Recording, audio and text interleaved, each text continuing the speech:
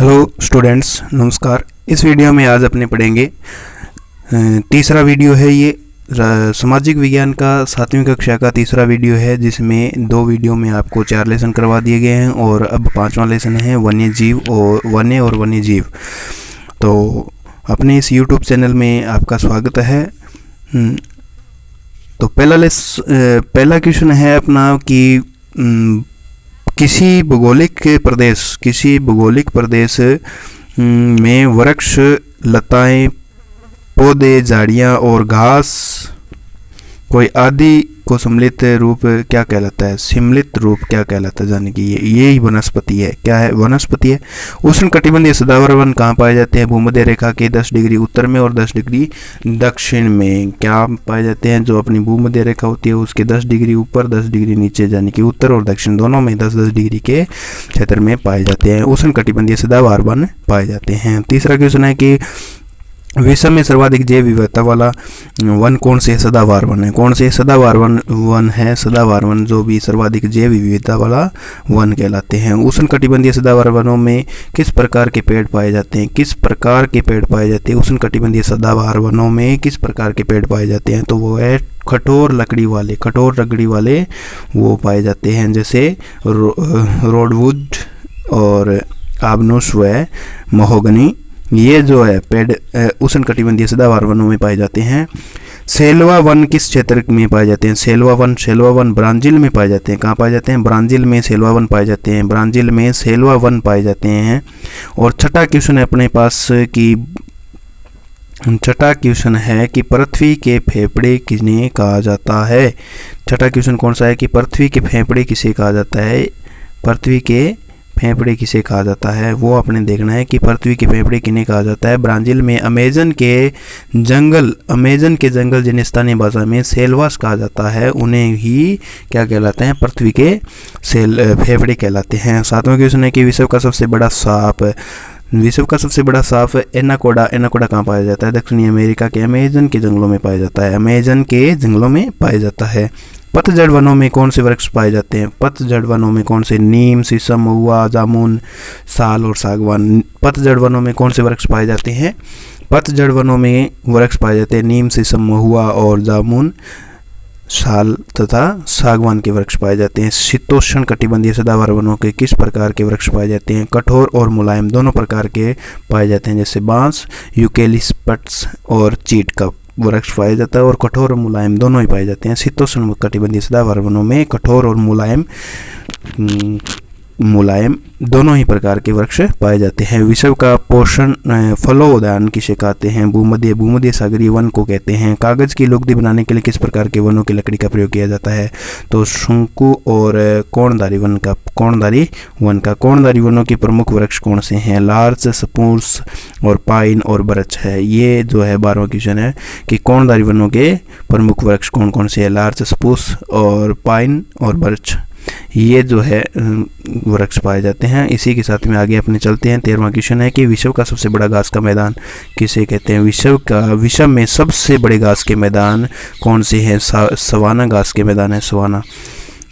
14वां question है कि Brazil में उष्णकटिबंधीय घास के मैदान की किस नाम से जाना जाता है? ब्राज़ील के उष्णकटिबंधीय घास के मैदान किस नाम से जाने जाते हैं? तो कंपोज के नाम से जाने जाते हैं। वेनेजुएला में उष्णकटिबंधीय घास के मैदान को किस नाम से जाना जाता है? लानोस के नाम से जाना जाता है। वेनेजुएला में उष्णकटिबंधीय घास के मैदान को किस नाम से जाना जाता है?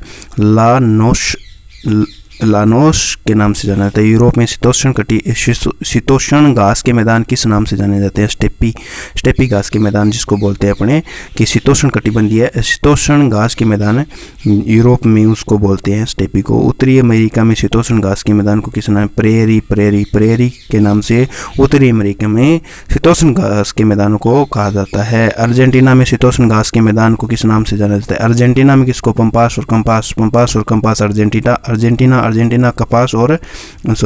कंपास और पंपास शीतोष्ण घास के मैदान को कहते हैं। दक्षिणी अफ्रीका में शीतोष्ण घास के मैदान को किस नाम से? वेल्ड के नाम से जाना जाता है। और ऑस्ट्रेलिया में 20वां क्वेश्चन कौन सा है अपना? 20वां क्वेश्चन है कि ऑस्ट्रेलिया में शीतोष्ण घास के मैदान को किस नाम से जाना जाता है?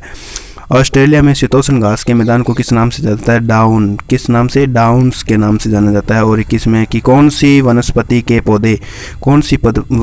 के पौधों की पत्तियां छोटी, जड़ें लंबी और वृक्ष कंटीले और जड़ें गहरी होती है? मरुस्थलीय वनस्पति।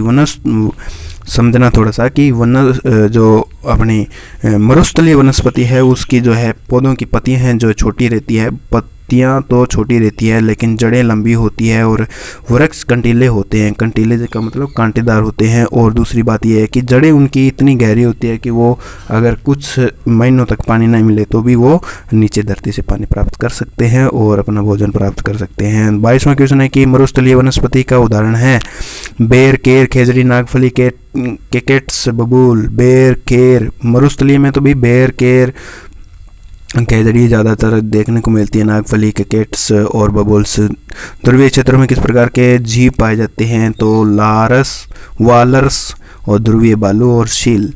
खेजड़ी बलिदान कब हुआ था? 1730 ईस्वी में जोधपुर के खेजड़ी गांव में, जिसमें 363 महिलाओं ने बलिदान दिया था। खेजड़ी बलिदान का जो है नेतृत्व किसने किया था? अमृता देवी बिश्नोई ने किया था। खेजड़ी बलिदान में कितने लोगों का बलिदान हुआ था? 363। पहले मैंने आपको बता दिया कि 363 लोगों का जो है इसमें बलिदान किया गया था, हो गया था। इसके साथ में यह 27वां क्वेश्चन है कि अपने पास कि पिपलांत्री गांव कहाँ पर स्थित है? पिपलांत्री गांव राजसमंद में है। कहाँ पर है? राजसमंद में है। यहाँ पर बेटी के जन्म पर 111 वृक्ष लगाए जाते हैं। अगर किसी के घर में बेटी जन्म जाती है तो वो 111 वृक्ष लगाता है। और 28वां क्वेश्चन है कि खेजड़ी गांव में खेजड़ी मेला है। खेजड़ी में वृक्ष मेला कब लगता है? तो भाद्रपद शुक्ल दशमी को लगता है। जैसा कि आपको दिखाया गया चित्र में कि ये जो है खेजड़ी गांव की कुछ खेजड़ी इस तरीके की होती है और ये जो आपको चित्र दिख रहा है। आगे चलते हैं अपने 29वां क्वेश्चन कौन सा है? आगे अपने चलते हैं 29वें क्वेश्चन के ऊपर।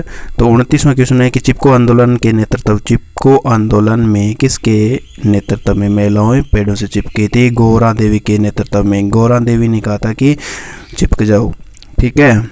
और चिपको आंदोलन में किसके नेतृत्व से महिलाएं पेड़ से चिपकी? गौरा की नेतृत्व में, ठीक है ना। जैसे ये चिपको आंदोलन के बारे में ये कुछ एक पूरा का पूरा पेज भी आपको सामने दिया गया, तो आपको मैं पढ़ के थोड़ा सा बता देता हूँ ताकि आपको भी याद हो जाए। चिपको आंदोलन हिमाचल प्रदेश के कुछ ऊंचे भागों और टेहरी गढ़वाल की पहाड़ी गाँवों स्थानीय लोगों ने देखा कि खतरनाक बाढ़ों का आना और भूमि पर धंसना साधारण सी बात हो गई है। और इसके पीछे कारण है कि व्यावसायिक उपयोग के लिए ठेकेदारों के द्वारा जंगल के वनों को काटना। और 1972 में उत्तराखंड के गांव में महिलाओं ने पेड़ काटने वालों का क्या विरोध किया और उन वृक्षों से वो चिपके और जिसे क्या हुआ, काटा जा रहा था। गौरा देवी के नेतृत्व में वहाँ के जो निवासी थे के द्वारा इस कार्य को चिपको आंदोलन के रूप में जाना जाता है। इस आंदोलन में पर्यावरणविद सुंदरलाल थोड़ी सी दुविधा है इसमें कि दिख नहीं रहा पूरा सही नहीं दिख रहा, तो ये है बहुगुणा भी जुड़े हैं। चिपको आंदोलन ने वृक्षों की कटाई बंद करने की मांग की ताकि हिमालय को 60% क्षेत्र वनों से भरपूर हो जाए और डालदार भूमि पर खाद्य और चारा, इस प्रकार से वो अपने चिपको आंदोलन का है। ये पूरे तरीके से दिख नहीं रहा है इसीलिए दुविधा है। चलो आगे चलते हैं। अपने 30वां क्वेश्चन है कि चिपको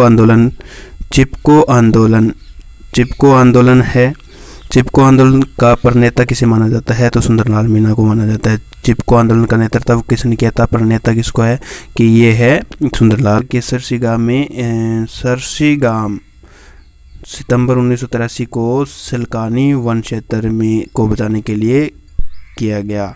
विश्व की संकटग्रस्त प्रजातियों का वर्णन किस किताब में किया गया है? तो लाल आंकड़ा किताब में किया गया है। रेड डाटा बुक में संकटग्रस्त प्रजातियों का वर्णन किया गया है। संकटग्रस्त प्रजातियों का जो वर्णन किया गया है। विश्व की संकटग्रस्त जो संकट में हैं उस प्रजातियों का कौन सी किताब में किया गया है? रेड डाटा बुक में किया गया है। तो 5वां लेसन काफ़ी बड़ा था, इसलिए आज का वीडियो इसी में इतना ही करेंगे और आगे छठा क्वेश्चन, छठा पर्सन आके अपने छठा जो है कर लेंगे।